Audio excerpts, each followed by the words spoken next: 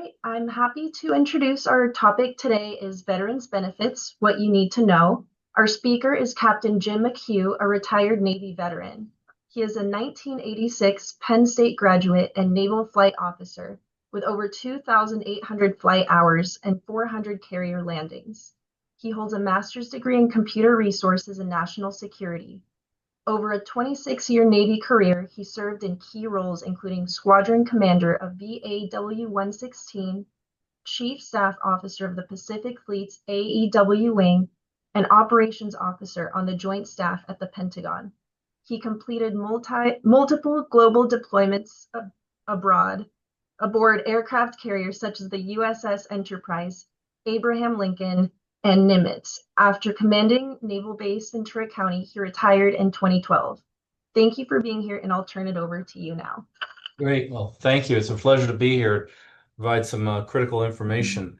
Um, I have all the slide presentation, but just a little add-on to the introduction there. I've been here, the county's veteran service officer for over 5 years now, and just a great opportunity to provide services to our veterans and basically to give back to our veterans.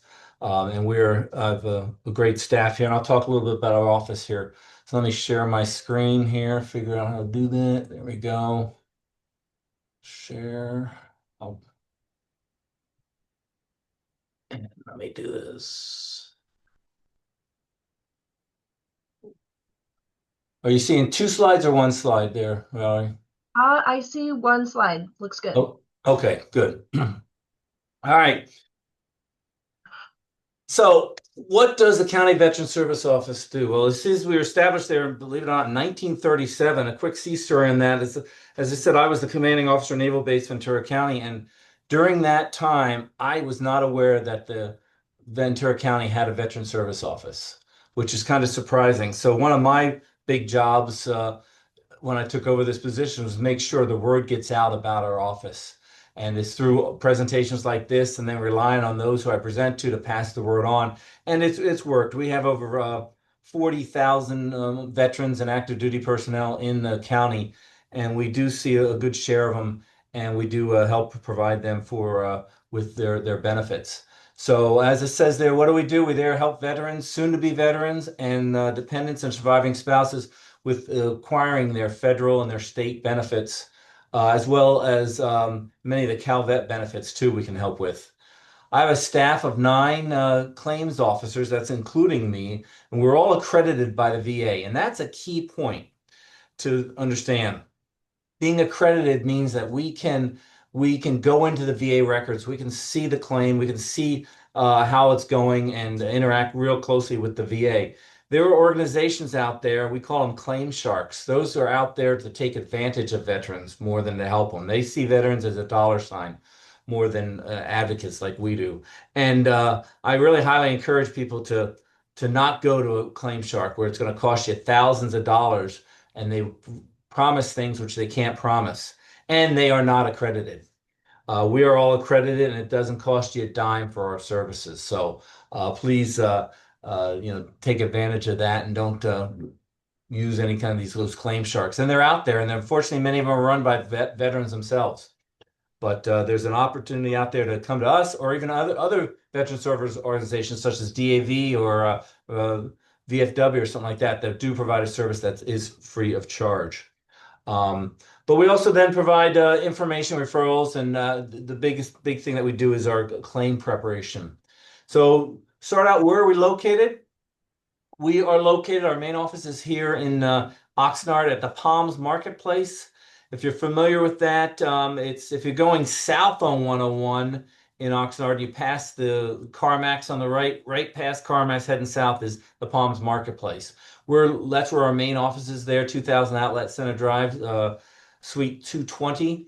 And we also have 2 field offices, one in Camarillo and one in Simi Valley. Those 2 field offices are walk-ins, and they're on Wednesdays, and the times are listed there on the slide. Those are walk-ins. All the other times are by appointment. We work by appointment there. So, and that phone number is a good phone number to use to call to make an appointment. So first, I want to just do a quick little what we call VA 101. Just talk about a little organization. So the VA is organized into three administrations. You've got the VA, the Veterans Health Administration. And this is, as it says, this is for the healthcare facilities. It's one of the largest healthcare delivery systems in the world. They've got over 170 medical centers. Many of them are affiliated with university medical schools, and they serve about over 100,000 patients per day throughout the nation. There's also outpatient clinics. We've got a brand new outpatient clinic here in Ventura that is part of this. There are 60 outpatient clinics and there's over 30 vet centers too, which are part of the national the Veterans Health Administration. And the next administration is the National Cemetery Administration. As it says, they handle all the national cemeteries throughout the U.S. and in California as well. All of them except for Arlington. Arlington is actually run by the Department of Defense. And then the last administration, which is the largest one, is the VBA, the Veterans Benefit Administration. This is the administration where all your claims, the disability claims, the education piece, home loans, insurance, death benefits, burial benefits, things like that. That's all done through the Veterans Benefit Administration. Excuse me. And that is where we work mostly in the VBA world. That's our world. And then, of course, every state has their own Veterans Administration or Veterans Affairs Department, and CalVet is a very robust organization that has a lot of different benefits for veterans. Some of them I listed there, and I'll go through a few of those on there in more detail. But it's a great program that the state has for veterans. So here's the types of assistance that we do in general at the VSO. We talk about the just counseling on different kind of benefits. We do a lot of what we do is disability claims and compensation, and we're filing for pension. And I'm going to go through each one of these and what they mean. DIC, dependent indemnity compensation for surviving spouses of veterans, applying for burial benefits, and then one of the biggest things that we work with from the state is the college tuition fee waiver. And I'll be going into that in a little bit too. But in fact, why don't I just talk about that now while we're talking about it? The college tuition fee waiver is one of the state benefits. There are 4 different plans, and this is such a wonderful benefit that if a veteran is any percent disabled, and 0% is considered a disability rating. You don't enter at a 0. You actually still got to file a claim to get a 0. And if you're any percent, 0 to 100%, your dependent can go to a UC or a CSU or a community college tuition free. These are wonderful, wonderful. There's no time limit. There's no degree limit.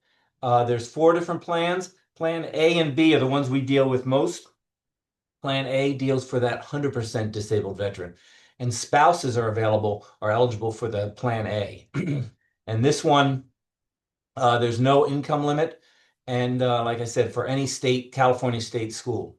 Then Plan B is for that 0 to 100%. There is an income limit, and that's the student's income limit. The student's income limit and parent support cannot be greater than $22,973, and that is the student's income. So, and if they don't have an income, then they just need to supply a letter from the Franchise Tax Board or the IRS that said they didn't file any taxes. And these applications come to our office. We're the ones that approve these and adjudicate them. Last year, we filed many of these and saved veterans lots and lots of money on tuition.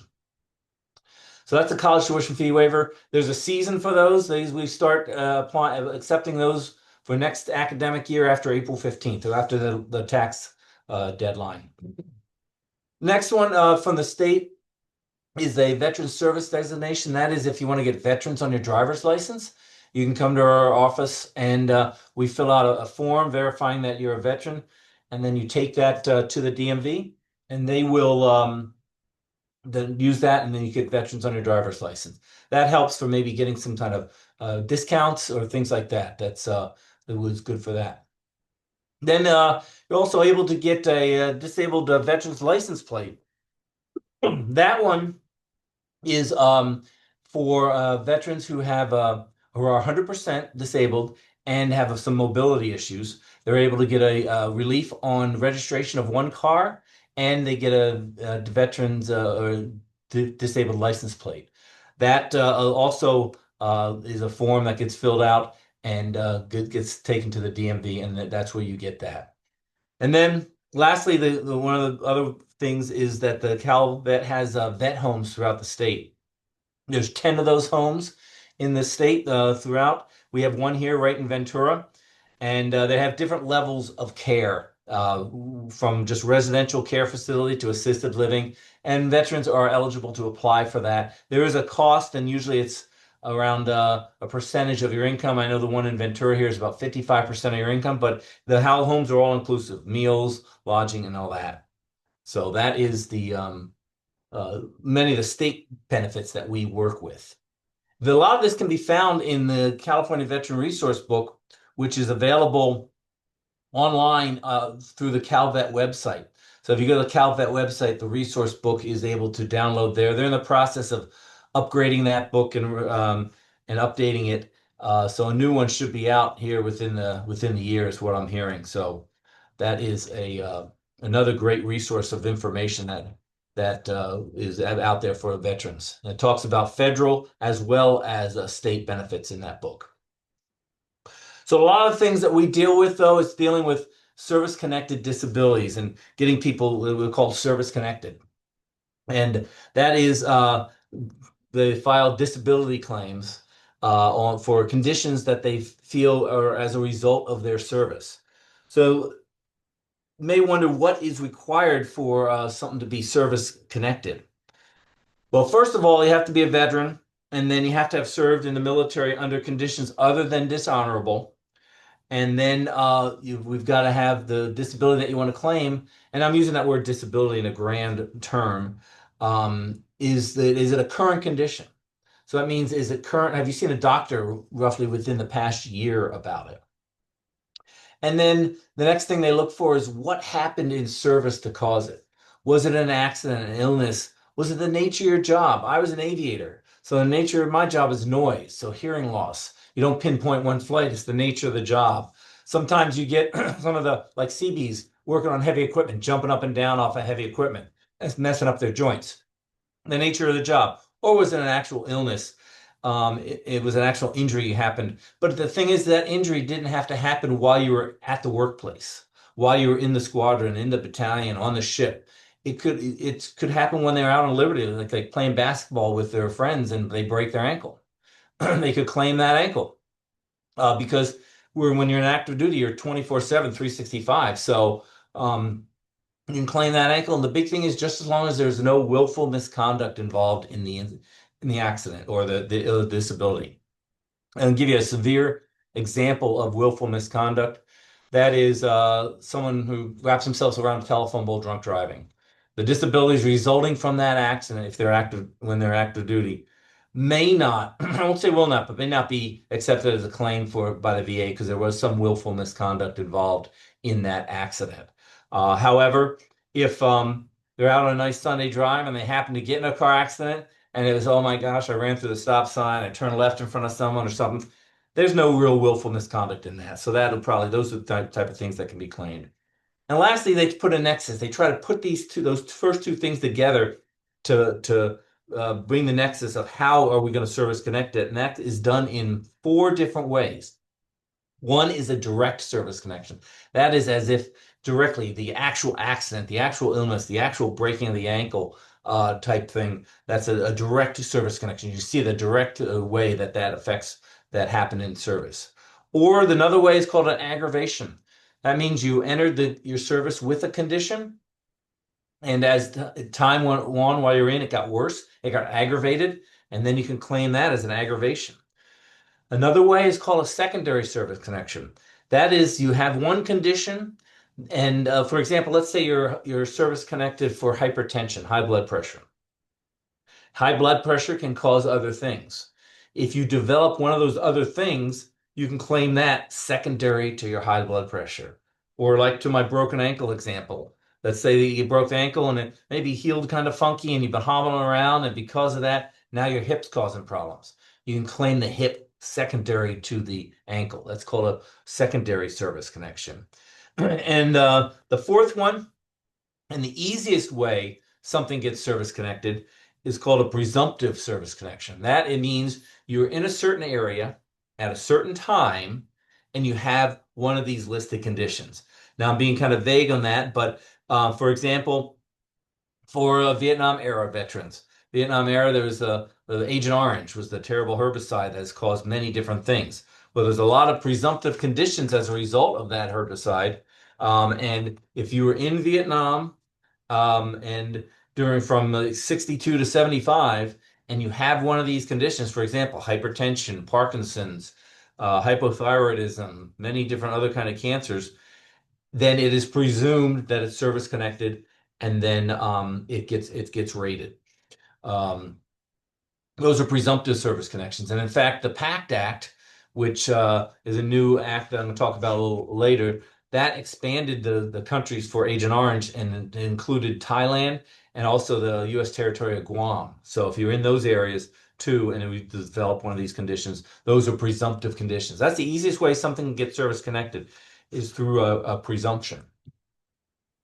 So when you come into our office, you're talking to us of what things you want to claim. We discuss it. We go through it. We'll need medical evidence. We need to provide medical evidence that it's current. So your current medical evidence you're getting from your doctors, we submit those in with the claims. If you've been seen by the VA, then the VA has your medical records already. So we don't have to submit anything for that. But that's part of the claim, the medical evidence that we need. And then the goal right now is to settle claim within 125 days. They're actually doing it a little faster these days. I've heard that they're actually moved that goal down to 90 days to try to settle claims. So there are some that are taking longer, some are quicker. It all depends. But then you get a rating from overall disability rating from 0 to 100% in 10% increments. But each condition you claim will get a rating. It'll either get denied or it'll get a rating, and they'll get a rating from 0 to 100%, and then all those claims, all those conditions will make up your overall disability rating. And as I said, you start between 0 and 100%. You don't start getting compensated until 10%, and then that's a monthly tax-free payment that you can get for the rest of your life. So, for example, at 10% is roughly around, I think it's like 185 bucks and change or so, up to 100%, which is almost 4,000 a month, all tax free. So that's the basics of the disability claim. We help out with that. We process those, we submit those claims for you. We track them. We see how they're going. That's what's the key about us being accredited. When the claim's in, we can see where it is, what the status is, what exams that you'll get scheduled for. Because when you submit a claim, then the veteran gets scheduled for what's called C&P exams. C&P stands for compensation and pension exams. And these are exams where they are evaluating what you're claiming. One, to determine whether it is service connected or not, and then at what level is it, to help in determination and giving it the correct rating. And then once the claim is all done, you get a letter of a notification letter, and this letter tells you what your overall rating is. It'll tell you what each condition was decided and what the rating was or was denied, and then it'll tell you why it was, if it was denied, why it was denied. If it was granted, it'll tell you why it was granted and then why it's not the next highest level, which is important information to know, because in case later on is something you are service connected for, it gets worse, then you can file for an increase. But let's make sure it's gotten worse. They've kind of given you the menu of what needs to happen for it to be the next highest level. So, how we do it is we meet with you. We talk about what you want to claim, and if you need time to get the medical records together, we will submit what's called an intent to file. This is a form that we send to the VA, and that's kind of holds the date. It tells them, "Hey, I want to file a disability claim," and the date that they receive that, excuse me, which is usually the same day we submit it, That is the effective date of the claim. And then you will you have a year from that date to file the claim. And once it all gets decided, it'll get back to that effective date that will of the intent to file. And you may get some retro payment back as a result, depending on what the decision is. Now, I talked a little bit about the PACT Act. That was an act that was decided that was signed back in August of 2022. That increased a lot of presumptive condition. It was mostly for Gulf War era veterans, but for the Vietnam era veterans, it added hypertension as a presumptive condition, and also added Guam and Thailand as areas for the Agent Orange presumption. But for the Gulf War era, a lot of these conditions that were added for there, and again, it's that presumptive time frame started in 1990 and hasn't had an ending date yet. Another little interesting tidbit that many people don't know is that ALS, which is Lou Gehrig's disease, that is a presumptive condition from military service. So if a veteran develops ALS and they were in the service for at least 90 days, can file a claim because that is a presumptive for military service on there. So that's those claims get done very, very fast. Other things we work on, which is the VA pension. Now, VA pension is a needs-based program. That is a very income related. This is for the low income personnel, and non-service connected pension. That is for someone who doesn't have any disability ratings, but their income is very low in the sense of pretty much if someone is getting a decent amount of Social Security, they may not even qualify for this program. But the way the income gets reduced is if the veteran has a lot of non-reimbursed medical expenses. For example, expenses for nursing homes, things like that aren't reimbursed, then that can knock their income down so much that they do qualify for this. But we do process the claims for a non-service connected pension, and then there's survivor's pension. That is again very similar to the non-service connected pension. It is needs based, and we need to make sure that the veteran has served at least one day during a wartime period. It doesn't have to be in combat, but during a wartime period. Same for the non-service connected pension. But there's survivor's pension. Again, it's just needs-based, filing the claim for that. There's income requirements and net worth requirements that are involved in that too. So that's not a pension or a program that's everyone's eligible for. It's very, very income specific on that. Excuse me. Additional benefits are that can be added on top of a claim is housebound. If you are, as a result of some of your service-connected disabilities, you are housebound. You have to have a certain percentage of disabilities, but we can file claims for that. If you require aid and attendance and you're 100% disabled, one of your disability ratings is causing you the need for aid and attendance, that is additional funding that you would get on that would increase your 100% monthly payment if required for aid and attendance. Dependent indemnity compensation, this is for surviving spouses. If a veteran dies of a service-connected condition, then the surviving spouse is eligible for dependent indemnity compensation. That's roughly around $1,600 and change a month. If someone is 100% service-connected, they've been that for 10 years, then they could die from anything, and the surviving spouse would get DIC. Again, these are claims that come to us that we can fill out and we can discuss and explain what's needed. And then there's burial benefits, which would help in the cost of a veteran's buried in not a VA or a national cemetery. And it would help if it's a service-connected death, it's a benefit of $2,000. If it's a non-service connected death and they were receiving some sort of disability payments, then it's about a $973 benefit. One-time benefits on those burial benefits. Looking at some local services that are available. We've got the VA clinic. I mentioned this before, the brand new Captain Rosemary Bryant Mariner Clinic that opened in September of 22, I believe. Um, Brand new, beautiful facility, 50,000 square foot facility right there in Ventura.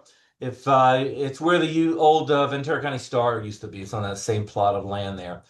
And then there's a mental health support also available at the vet center in Ventura.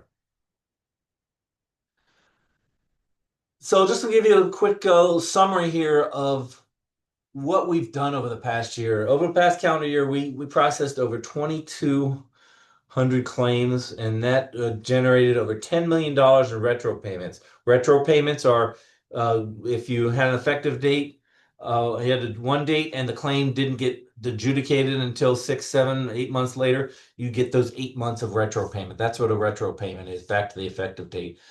And also that those claims garnered over $1.6 million in new annualized monthly payments. Talked about the college fee waiver. Last year, we processed over 718 college fee waivers, and that saved veterans over $8 million in tuition. So again, that's a wonderful, wonderful benefit out there. Other things that are there, VA healthcare. All veterans are eligible for VA healthcare as long as they served 24 months and have an other than dishonorable discharge. Um, and that's eligible. You can easy to sign up for that. Let's see if there are other things I've talked about that. I really just kind of scratched the surface, didn't want to go in a whole lot of detail, but I'm certainly open to any kind of questions people have. There's my information, the information of the office is there. And again, we work by appointment only, except for those two field offices for walk-ins. But we're here to do this. It doesn't cost you a dime to do this, to file a claim, or just to come in and ask for explanation of your benefits, what's available to you, what kind of information, other kind of information that you need. But we're here to help advocate for you and also to get the benefits that you have so duly earned. So with that, Valerie, I'll open up to any kind of questions. Yeah, thank you so much. Want That me to was some unshare my really, screen here? really great info. I have a couple of questions in the chat, so I'll start with the shorter one. Can the claims officer also help in filling out and submitting the funeral reimbursement form along with the documents? Yes, yeah, the burial benefit kind of forms. Yes, we help when we can submit those for you. So yes, we're able to do that for you. Just as long as well, the documents we'll need obviously is the receipts from the funeral home and things like that that we need to submit with that claim. All right, and the next question, does the one-time month of death spousal benefit to the qualified surviving spouse affect the DIC amount for the qualified surviving spouse? How is the amount of a DIC spousal benefit calculated? The DIC is a set amount. It's as I said, it's about 1,600 a month. If you're eligible for DIC, you get the same amount per month tax free. There is no real calculation. What is determined is it needs to have a service connected death. So the death of the veteran has to be shown that it's service connected. How is that done? That is done through I'll stop sharing my screen there. So that is done on the death certificate. Hopefully on the death certificate there, it either says cause of death or contributing factor of death has one of those service-connected conditions on there. And then that's how that, and we help, again, file those paperwork and apply for that. What was the other part of that question? I'm not sure if I am understanding the question correctly, but they're wondering basically if that one-time amount that's given Oh, to the a burial husband, benefits, if maybe? yeah, if that affects the DIC amount for the Yeah, no, surviving they're spouse. two separate things. You can get the burial benefit and you can get DIC. Mhm. So they're all different. With the burial benefit, again, there's two of those. It's either a non-service connected death or service connected death. And if you qualify for DIC, then you qualify for the service connected death benefit. And this next one's a little bit long, so I'm going to break it up to allow Okay. you some time to answer it. This person was advised to speak with a VSO officer for help with filling out and submitting a DIC form online. They were given an appointment with a claims officer. Is that the same person, or what is the difference? Um, well, I mean, I don't know exactly who specifically they were told to see. Um, I've got like 9 of us here. We normally won't, we do phone appointments with folks, but we don't, hey, this is how to do it online. We would do the claim forms for them, with the information and submit them for them. So, I don't know if they were talking with some other organization, some other veteran service organization like DAV or Veteran VFW that may have had them do that, but Mhm. yeah. Yeah, I guess the second part of the question was, can a claims officer do all the same things as a VSO in terms of helping to fill out and submit the DIC form and documents online? Also, sorry, I'll say it real quick. Also, they were wondering if there's a fast track that they've heard about to get the DIC form submitted and processed quicker. Um, so don't get confused of a claims officer and a VSO. The VSO, and there's 2 different definitions of VSO. There's the Veterans Service Office, which is the County Veteran Service Office. And within that, I have claims officers. We're all credited that do it. Then you could say a VSO, which is also a Veterans Service Organization. They are like the DAV, the VFW. They have claims representatives. Some of them may not be accredited, but they do help you at free of charge, um, to fill out those claims and so forth.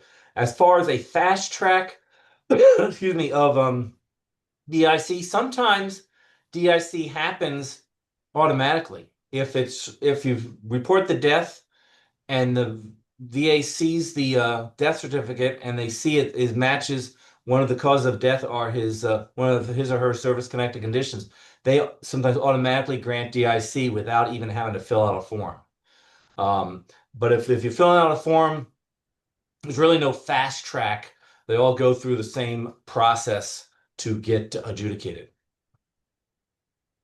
Thank you. And then one more question. What is the waiting time to get into the Ventura Saticoy Veterans Home? Um, Last I heard I heard that they had some open beds now. I don't think there was their wait time is significantly less than what it used to be. Off the top of my head, I do not have their number um, of wait times for there are some that are let me see, I got a flyer here that has that are is have wait openings if you don't want to be in Ventura. There's up in Yonksville, up in Northern California. That's the largest one. They have a lot of open beds, but I don't know off the top of my head the exact wait time. I'd recommend you certainly could call the one in Ventura, and if I'll give you a phone number for the Ventura one is 805 659 7500. That's 805 659 7500 to ask that question. Okay, and I'll answer this one myself because they're asking about the website address of some of the other resources we went over. So this seminar is being recorded. So after it's been downloaded and everything, I'll email it to everyone here that's present, and it'll also be on our Senior Concerns website, so you can refer back to it. And I will also include the link to the that I put in the chat about the resource guide that you mentioned earlier, and just any other tidbits that were included in this that need to be highlighted. I'll include that in the email as well. I don't know if we can have access to your slides, but if that's okay, I'll also put those in. Otherwise, you can see it on the recording. Yeah, and if you want to get to the website for our office, it's on the slides, but also you can just go to the Ventura County website and put in the search bar Veteran Service Office, and that'll get you right to it also. We're part of the HSA, the Human Services Agency of the county. Mhm. All right, and someone wanted to clarify their question. So they wanted to know your office and organization, the difference between a VSO officer and a claims officer. Can they both do the same things in assisting a surviving spouse with the forms? um, while at a scheduled appointment with the claims officer? And I think yes. The answer is I'm the county's veteran service officer, and I have claims officers who work for me, but I'm accredited. I can do the claims. I do the stuff also. So yes, you can make an appointment at our office. We're there to help you and do all that kind of work for you. Great. Thank you so much. Did anyone have any other questions they want to type in? Now's a really great chance to get it answered live. I know it's a lot of fire hose of information. It's a lot of intricacies, but I really just scratched the surface to get people an idea of the stuff that we can do. There's many other kind of things that are open or available out there, but when we can help facilitate those things.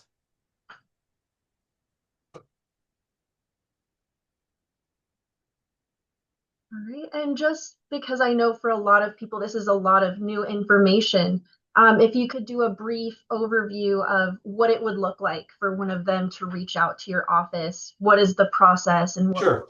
would look like?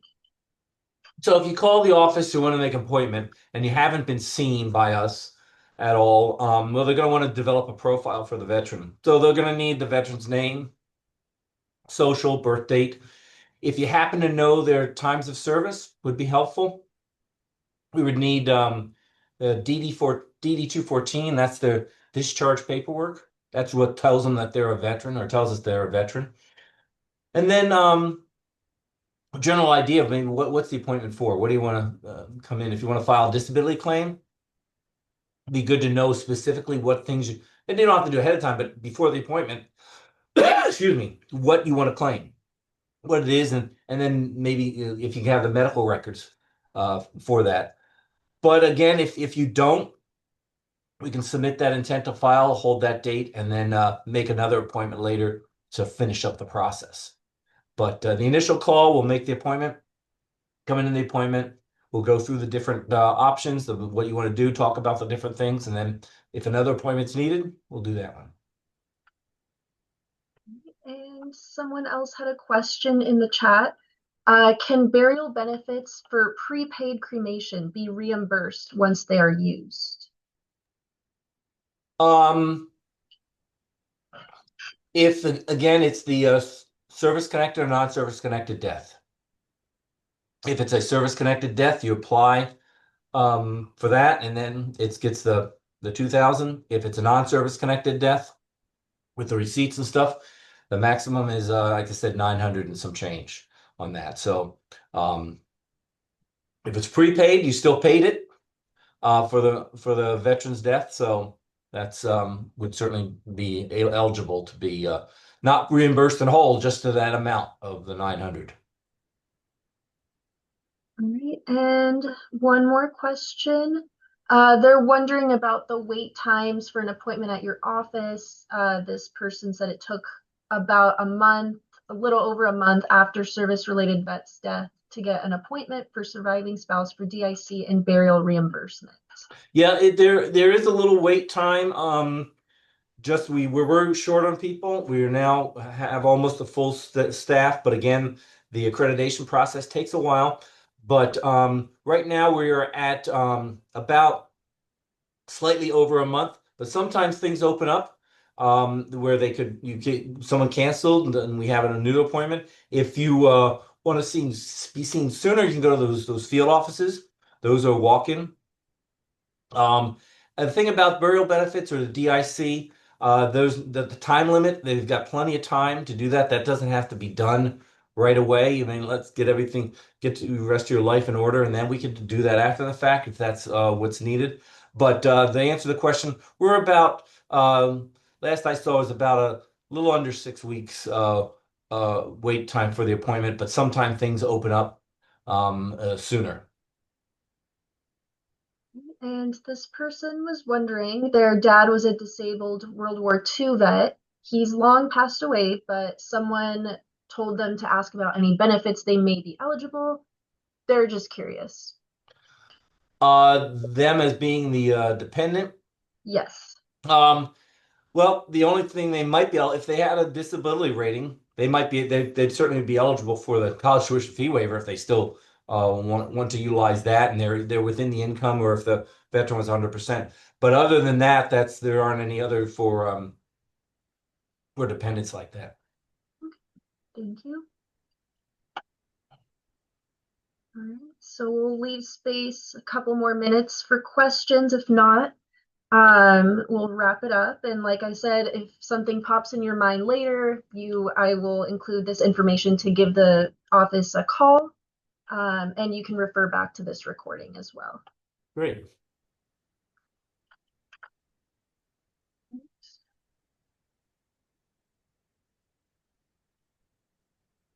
All right, well, it doesn't look like anyone else is typing. Thank you so much for joining us.